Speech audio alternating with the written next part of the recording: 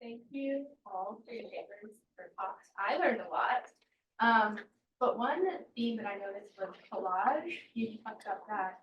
And I was wondering maybe we could start with that. And I was kind of interested in the idea of collage as this active resistance to what you see is what you get. I was wondering about Danielle and Sig, how you feel about that. Is it the act of collecting materials that feels more empowering? And is that kind of a way to gain back more agency when we're working in digital programs? Love to hear your thoughts.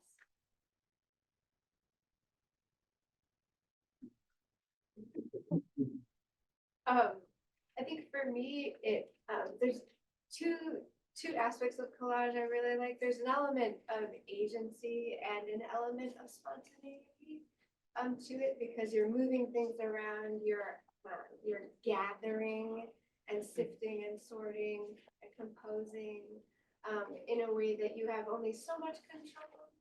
And so I would say, if it's speaking to what you see is what you get, I suppose it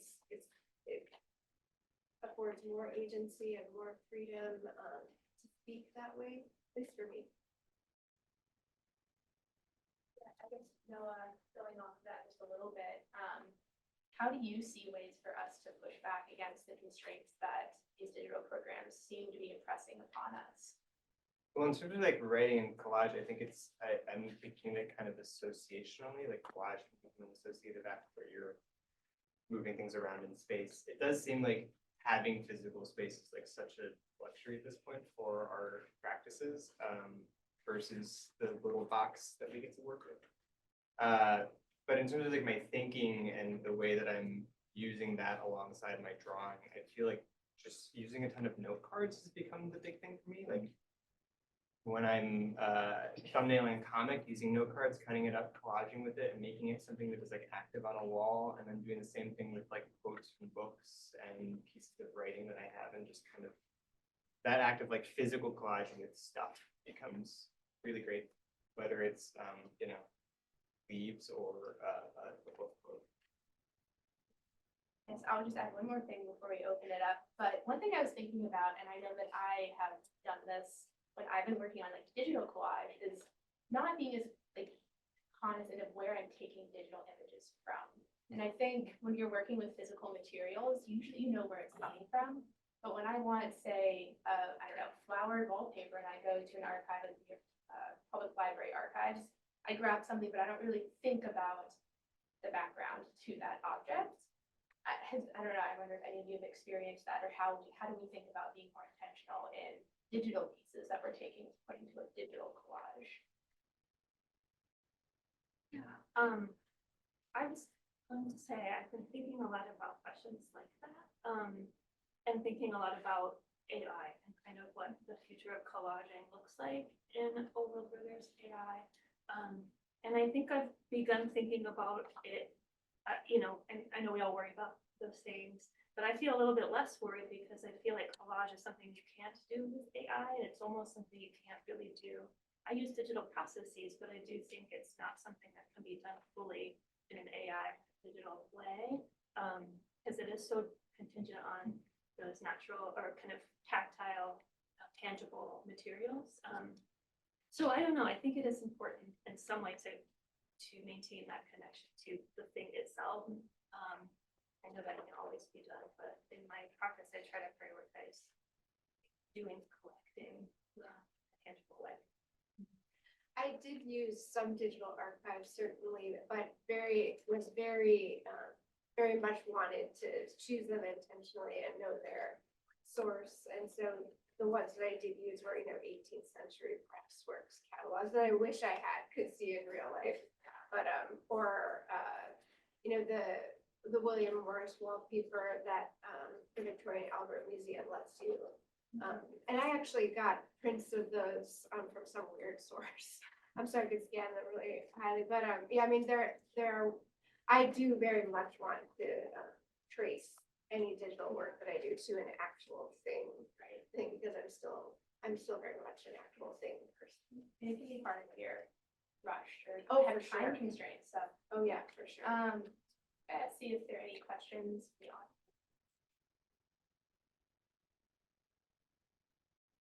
There's somebody has a. Otherwise, I had a question for Sigrid. These were all really great, by the way, like they were all so concentrated and rich. I really liked all of it. But I wondered at the end when you were talking about theory, just sort of why you feel you need that, or whether you feel like it needs to be more evident. To me, the sort of Marxist feminist thing is very clear. And I don't know that that needs to be in the foreground, but we could just talk a little bit more about what you, where you wanted to go with that.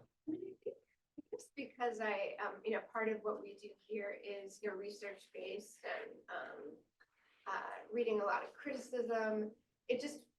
There is sort of a should feeling, I should be able to speak about this in theoretical terms, even though, and the making of it definitely comes from what I've read and what I've done in my life, but I guess more of it's a feeling of ought to. Maybe it isn't necessary, and maybe organically when you think and talk about collage, so theory builds. But yeah, I think it's more of an ought to. But it's nice that you bring that up because maybe there's no shoulds in this scenario. Well, it just seems like, yeah, those things that you read will inevitably influence the choice of the objects you pick up and the choice of the price. So yeah, that's evident enough to me, but I'm not sure. That's good. Yeah. From my personal experience, like a lot of like my theoretical stuff came as like a byproduct of just the research doing. And it turned out that like, I guess I had like in making, you just end up creating some sort of concept of like what you're doing. So like that becomes, I don't know, it's like which came first, chicken and egg. Like, am I enacting a queer theory or is like queer theory happening because I'm doing it? Yeah. So, yeah. Yeah, they probably both work on each other. Yeah, for sure. exactly. So Yeah, that makes sense. Yeah. part of it. Sure, yeah, thank you all for these presentations. I wanted to sort of touch on that thread that maybe connects a couple pieces, which is, starts with this, what you see is what you get, but in the terms of seeing and the prevalence of sight across some of, we're here looking at this disembodied screen and where a lot of these are tactile, right? Really engaged collection processes that are sort of invoked in these images, and thinking through what is the role of the text, the tangible and the haptic in these spaces for you.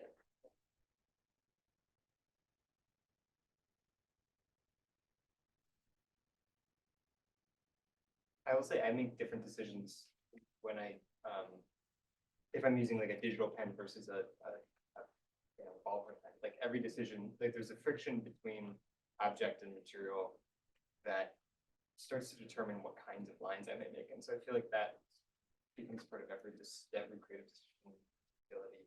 It's essential in like starting to see something, like feeling it, and then seeing it, and seeing how they react together.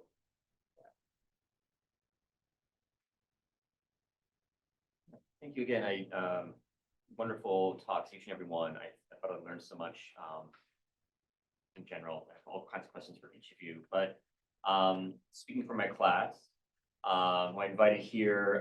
It's a class on the history and sociology of design work, and all of you give like such great examples, like designers like at work. You showed your process, you showed your thinking. And I wonder, and I apologize in advance. This is an annoying question, but advice for say undergraduates that maybe about to graduate as they're about to embark on their own careers in design fields, and I guess like the real question, like your own engagement with history, has that changed the way you think about your careers and your own futures in this profession, whatever that profession is?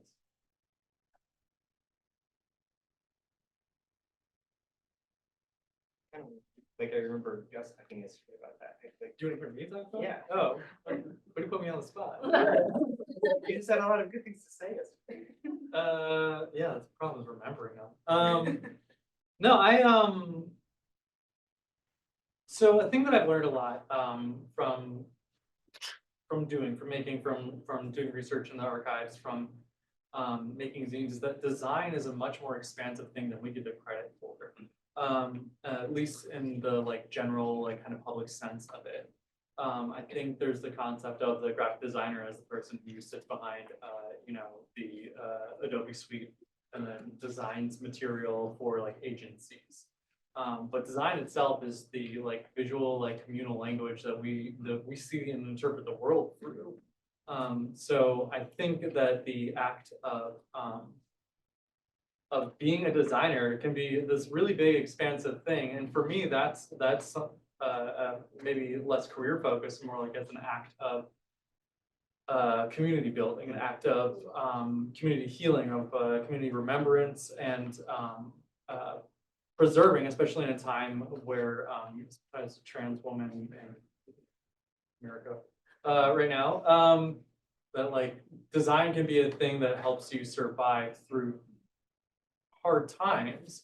It's a communal sharing experience, especially when we get into things like accessing archives and everything. It's like reaching out to these historical objects and pulling them into the present, so you know you have routes and imaginations for survival. So it's hard for me to say design is like give you advice as far as like career direction. Here's the thing you should go, but it is like it is a way and a state of being really and preserving yourself, honestly. So I don't know. I think through that you can find a lot of things to do with design that is beyond just being a designer. It's also being an activist, community healer, being a teacher, spreading information. You know, not that I'm endorsing this, but there's something to be said that is like, you know, making a poster that just gives somebody a glimmer of hope, and then wheat pasting it to a wall on outside of a building so that people can see it, and like that can build community, and just that little visual communication like that, that is design. So I don't know, graffiti, I guess is what I just said. Go do graffiti. Commit crimes, yes. Yeah, commit crimes. That's design. And to the historical part of your question, I think that, you know, as a student, if you have writerly tendencies, if you're a writer or a narrative illustrator or a narrative artist, engaging with the archive and with the discipline of history is just incredible practice, because history is very much a narrative discipline. And so the more you work with archives and the more you read historically, you become a better storyteller and a more complex storyteller. And it sort of happens slowly as you do it, so be patient with it. But I think it's invaluable, and it just gets more and more fun the more comfortable you become with the language and artifacts of history. Actually, building off that, and this is something we talked about yesterday too. Sorry, not to dominate this question or conversation, but interacting with historical things too, it gives you a blueprint for imagining a future and through processing it in the present. So it's kind of this like really cool thing that transcends time, because you're accessing all of it all at once and using that to inform making. So I find that it's like incredibly cool in a way. Yeah. As everybody said, really interesting presentations, and the ties even to the morning presentations are really interesting, between like future, past, where we are in the present. And I guess as you all are talking, I'm thinking about the importance of documentation, of documenting where we are in the present, particularly because we're seeing some of our history when we're told you can't teach that, you can't show that, you can't do that. So how do you see, even in your own work or the things that you're doing just for yourself, how do you see that work being part of this larger, I guess, project of documenting the reality of where we are right now in this time? That's a good question. Yeah, I mean, I guess I can jump in there. Something that I'm sort of trying to hint at with my talk and my work is this idea of dialogue, Bakhtin's idea of dialogue, which is that any sort of narrative or any sort of piece of writing is something that's perpetually in conversation with all the things that came before it, all the things that are happening at the same time, and all the things that are going to happen in the future. And I guess for me, that's sort of the only way I can maybe process or maybe understand what's going on, is through okay, making something that's talking to all these other, this archive of things that exist and things that will exist. Maybe that's a cheap answer, but. I just finished a project in the fall that was, there's a report design and some illustrations for a group called Community Justice Exchange, and they'd done, they spent like 2 years, them and a cohort of other people that are organizers, putting together a bunch of ideas on like, how could we think about abolishing this idea of carceral debt, like all the things, all the massive forms of debt, bodily and financial, that you accumulate while you're incarcerated. And they spent 2 years studying this, getting together and talking about it. And their conclusion was like, we don't have an answer right now. Like, we don't know. But they had all this material that they put together into a report with the idea that just like, we don't have an answer now, but somebody in the future might. And the act of designing it and illustrating it then becomes just like making it accessible to some degree, or like something that somebody could find in the future that you can pass on. And I think that becomes really integral. Like, if we don't have an answer, we should still document, because somebody might, and somebody needs to know that we tried. That's still there. Jump off on that. I also think that design and books are a way of storytelling, and just the idea of storytelling of your experiences, or experiences of someone else too, is important. Documenting that from natural perspective. There's so much to be learned from what you report, but also what. And in the IVC program, when we're taught, or when we discuss how we define illustration, publishing is a huge part of what defines it. And so, thinking now in this bizarre time of what publishing means, with the kind of splintering and the weird space we are with social media, which is a form of publishing, the weird space that we've been for a long time with regard to prints, and technologies of printing. I mean, and then obviously the kind of warnings coming from the current administration about retaliation against certain forms of publishing and giving voice. I think that maybe one of the most important things we can do is think about how we resist through publishing, whether that's using a letterpress or, doing what we can do. And the more, that's it's all about sort of collective action that way, the more people think about how to use that vehicle in a different way and rethink it in this almost freeing way, because we've been so, subsumed by Meta and Instagram. I think that's been a really wonderful insight that's come out of this program for me, of what I want to continue to do. Kind of a lot more too, just like publishing, the other part of publishing is like the act of sharing. And I think about that a lot, because the thing that I've always really struggled with, and when I started this program, was this like a feeling of not having any history, because trans history is like the word trans is like a relatively new term, and that like puts a barrier on how long you can go back in history. And then also through like whether intentional, unintentional, or malicious or not, those things aren't really kept. And so it exists less through archive and archival like object in history, but it exists more in the ephemeral and the shared back and forth. And so I think about that a lot when I'm making now. Like the point of making now is to share, so that like we keep on sharing. It's just like this ongoing like time expanding conversation that we're constantly having, and that's what the shape of history is going to look like, even as we get more into the practice of cataloging and keeping queer and trans objects. Especially because now we're getting into a point where I'm like, ooh, we're gonna have a Hirschfield situation again, where it's just like goes up in flames, and like it's not gonna stop things because the objects go away. The sharing's not gonna stop, and I think that's important. Thank you all.